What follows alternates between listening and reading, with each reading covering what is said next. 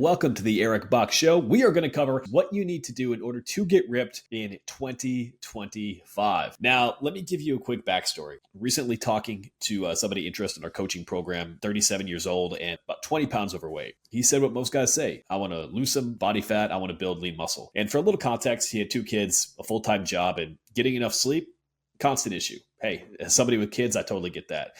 For context, he also played sports growing up and feels like he can do some of his old workouts, but he's not quite seeing the results that he should for the amount of work that he's putting in. So this is what I said. Losing body fat and building muscle are opposites. Yes, they can support each other. For example, when you lose body fat, your body can then more effectively build lean muscle. And while you're on a cut, if protein intake is high, yes, we can build a very small amount of muscle. On the flip side, when you are building muscle, we are increasing our metabolic rate, which by extension can help with some fat loss. But the issue that a lot of people face is they try to maximize both of these qualities at the same time, and they do neither one effectively. And when this happens, progress can be so painstakingly slow, it feels like you're doing everything right, but not getting the results that you should. And so here's what the better option is for you and really for everybody across the board. It's best to get lean first. For guys, this is 12 to 15% body fat. Women, this is 20 to 23% body fat or so before you really try to bulk up. So as a reference point for guys, you should pretty much have like those top 2 abs visible once or if you want to try to seriously gain lean muscle without gaining a bunch of body fat. The issue is when you have a bunch of body fat in a big gut, your insulin sensitivity, how well your body handles carbohydrates is often complete dog shit. So what happens is when you try to have a calorie surplus to build that lean muscle, you will struggle to actually use those excess calories towards building lean tissue and recovery versus body fat storage. In addition, body fat releases what are called cytokines. These play a role in your immune function and inflammatory responses, meaning the more fat that you have, the more your tissues are going to struggle with things like insulin signaling, inflammation, and overall issues with your immune system. Therefore, when you try to bulk up, even at higher levels of body fat, you typically gain more fat and make your health worse. And the number one thing that limits most people in a bulk is when they start to have detrimental health effects from overconsuming calories and getting too much body fat. Now, gang, I want to apologize real quick. I realize I'm a little bit congested right now, but the show must go on like everybody else. We got so many bugs going around with kids back in school. So hopefully you can put up with my voice and enjoy this content as we roll through. All right. So important for context, fat loss is 2 to 4 times faster than muscle growth. So for a lot of people, they struggle to stick on a program when they do not see results quickly enough. And a lot of times that stems from having incorrect expectations. So when you get leaner, you will see faster progress. This will boost your motivation. It'll help you stick to a plan consistently because it feels like it's working, because it is.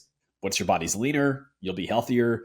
You'll probably look a little bit better naked. You'll have more muscle and frankly, or you'll look more muscular even if you don't have more muscle on a scale, and you'll look more jacked. All of these things are very helpful across the board, right?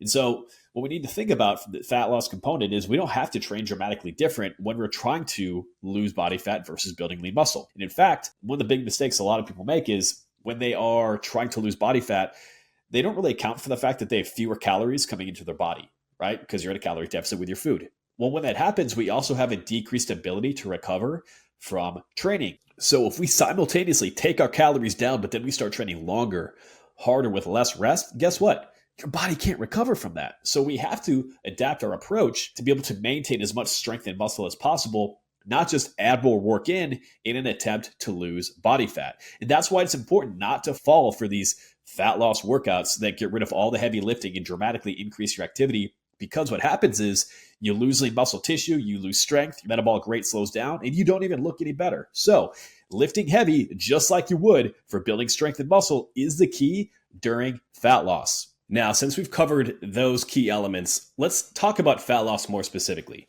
Fat loss actually happens in 2 distinct phases. The first phase is fatty acid mobilization. So your body must release the stored fat for energy. This happens when you're in a calorie deficit, right? When you're eating consistently less than your body is taking in. So during periods of fasting, during a consistent calorie deficit, your body's going to increase hormones like adrenaline, which help release stored fatty acids. But once those fatty acids are flowing through our body, it's not enough just to have them free floating, right? We actually have to oxidize or burn them. So fatty acid mobilization, we release the stored body fat, and then we have fatty acid oxidation, which is mobilized fat is being burned.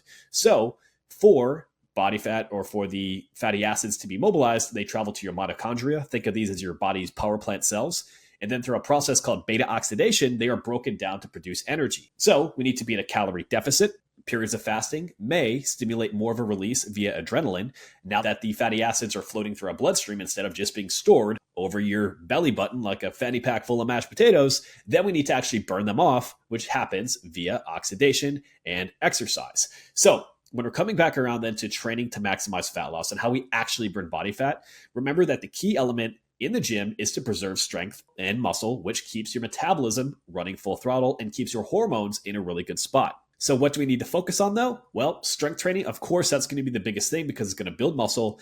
It's going to improve insulin sensitivity. And yes, we are going to burn some of the body fat that is released via that calorie deficit, right? But in addition to that, what else should we focus on? Well, low to moderate intensity cardio. Personally, I like to emphasize getting 10,000 steps a day. This is incredibly low intensity, basically zone 1 for most people, unless they're deconditioned, which means there's going to be really no negative impacts in regards to your recovery. But we can also focus on what we call zone 2 cardio. So zone 2 cardio, basically your heart rate is 60 to 70% of the max. So take 220 minus your age and then multiply that by 0.6 or 0.7. If you are 35 years old like I am, that's going to put you about 110 to even 140 in terms of that zone 2 range where you are burning primarily fat without compromising your recovery. The reason we want to focus on this heart rate aspect is as we increase our heart rate, the intensity goes up, right? As the intensity goes up, we burn a greater proportion of our calories from carbohydrates and less from fat. So if we want to maximize purely fat loss, sometimes that lower intensity is going to be best because we burn a greater proportion of fat and it doesn't compromise our recovery in the gym. Whereas if we just do a ton of high intensity training, we might burn more overall calories and by extension, actually more overall fat, even if it's a lower percentage. It requires a lot more recovery. And if we do not have the calories necessary to recover from that, that's when you start to also lose lean tissue. So we want to be careful with how much high intensity interval training we do. So what is the overall formula? I like to strength train 4 days a week. I like to hit 10,000 steps a day. I like to hit 2 zone 2 cardio workouts per week, about 45 minutes or so. And then 1 or maybe 2 days of high intensity training, which can, again, have big impacts in terms of overall cardiovascular health and help accelerate fat loss a little bit more. But the battle with high intensity training is the ability to recover and not compromise everything else that we are doing when we are already in a state of a calorie deficit. Now, let me tell you about a fat loss cheat code. We call this NEAT. Non-exercise activity thermogenesis. NEAT is all the calories that we burn throughout the day just from simple movements that are not planned training. For example, we've seen people who can increase their step count, they fidget more, they stand more, they're just bouncing around throughout the day, can actually increase their calorie expenditure by 800 to 2,000 per day. And this is according to studies by Rothwell and Stock. Meaning, why do we want to focus on increasing general movement? It can dramatically increase overall calorie expenditure that can enhance fat loss without actually negatively impacting your ability to recover.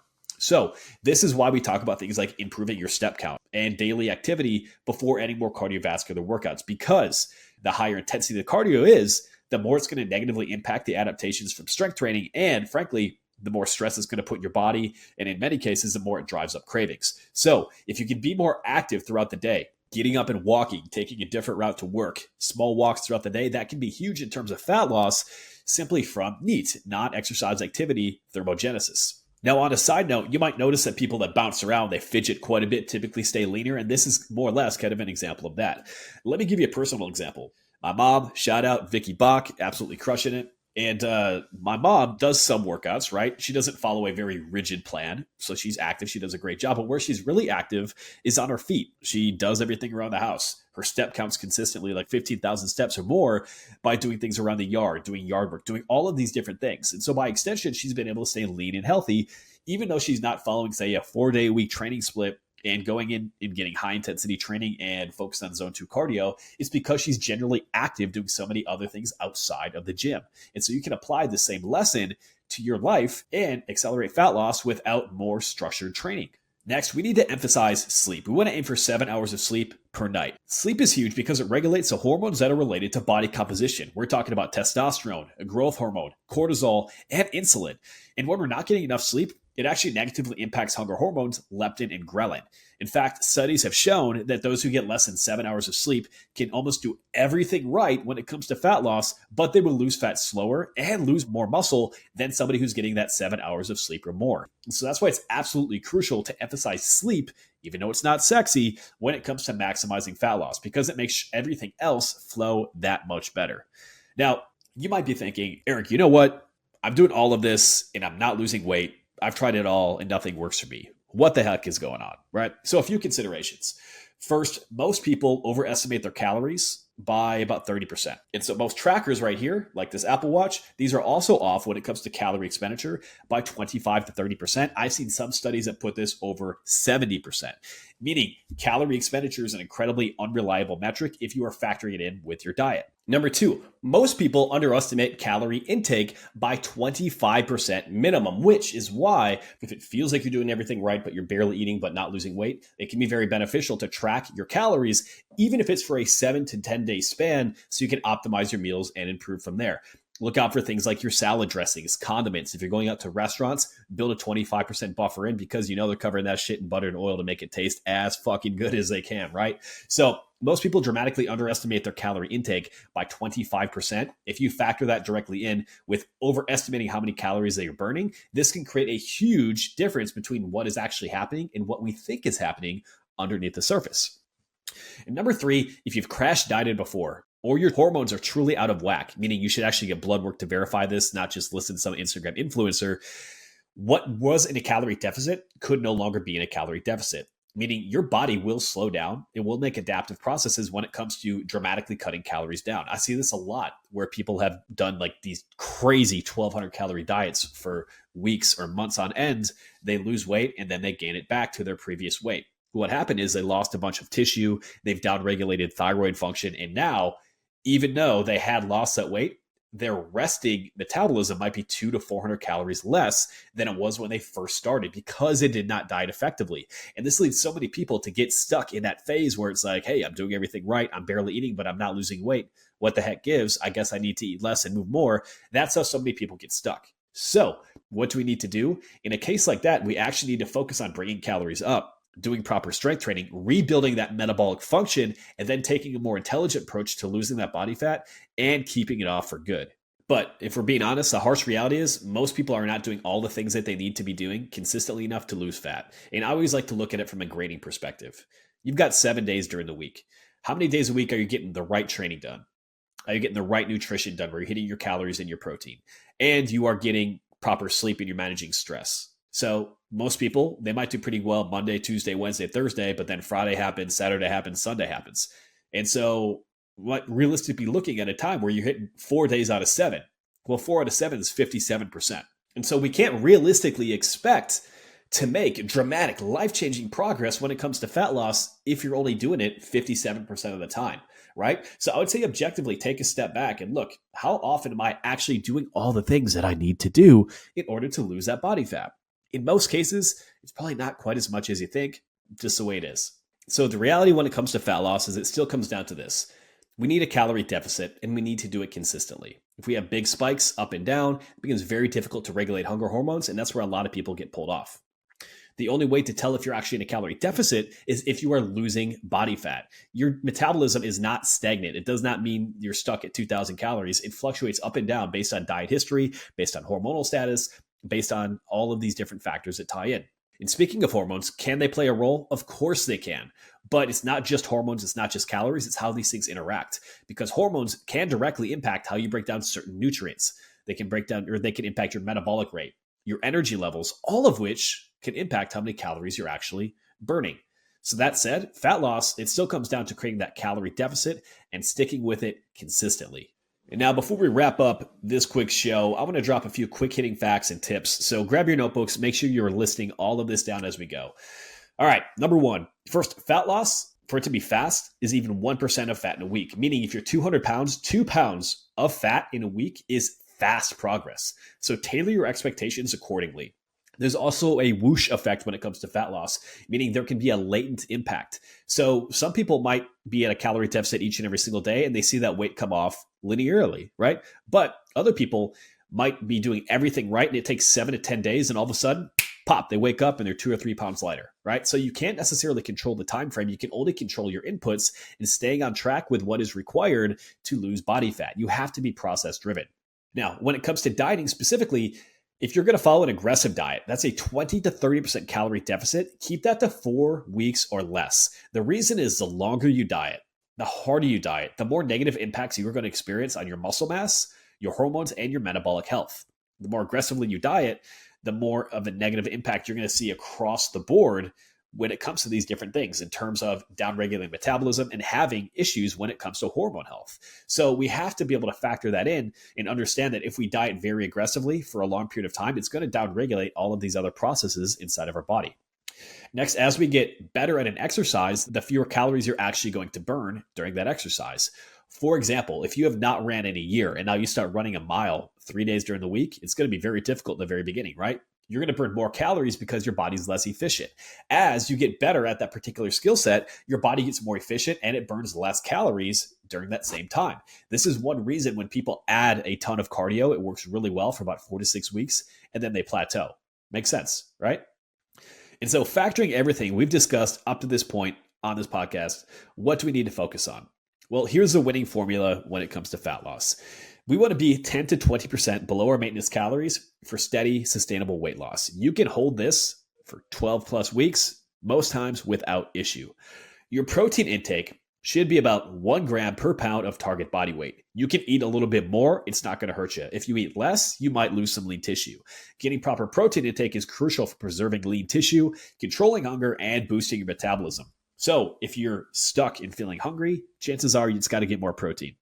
Carbohydrates and fats. Frankly, it's a matter of personal preference as long as you hit your protein and your calories. My take is, for a lot of people, going lower carb in the beginning works well because you see faster fat loss, it builds momentum, and we see improvements in insulin sensitivity. But it's crucial long-term to align the type of training that you do with the type of nutrition that you have. So if you like to do more intensity, you have a lot more HIIT work, a lot more volume in the gym, then you're going to do better by taking your fat down and bringing your carbohydrates a little bit higher. That's because carbohydrates are the preferred fuel source for that type of training, but as long as you control for calories, then fat loss is going to be very balanced across the board. If you are not as active, you can actually do pretty well on a higher fat approach while keeping calories a little bit lower. Again, hitting your protein and your calories as the most important variable. When it comes to your training, focus on training hard in the gym with progressive overload movements 4 times per week. We should be between 1 to 2 reps of failure on at least that last work set of all of your work sets. Sleep. Aim for at least 7 hours of quality sleep. That's going to improve overall recovery, mood, and hormone status while also helping you regulate your hunger hormones much more effectively. And then finally, increase daily activity level first. Aim for that 10,000 steps a day before we start to layer in the cardio. Once we layer in that 10,000 steps, then we can start to go zone 2. And if we add those 2 zone 2 days, then we can look at more high intensity training. The most important thing to understand when it comes to fat loss is that it comes from the ruthless execution of the basics, not 30-day challenges, not completely pulling a rug out on your calories, then blowing it out because it wasn't practical or sustainable. We have to focus on consistency. It's not about what we can do when we are most motivated. It's about what we will do consistently over time that will lead to the best results when it comes to losing body fat and looking great naked without living in the gym. All right, if you found a lot of value from this, all you got to do, drop me a comment below that says fat loss, and I will send you a free copy of our cyclical shredding fat loss guide to help you lose body fat without giving up all your favorite foods. All right, I'll catch you on the next one.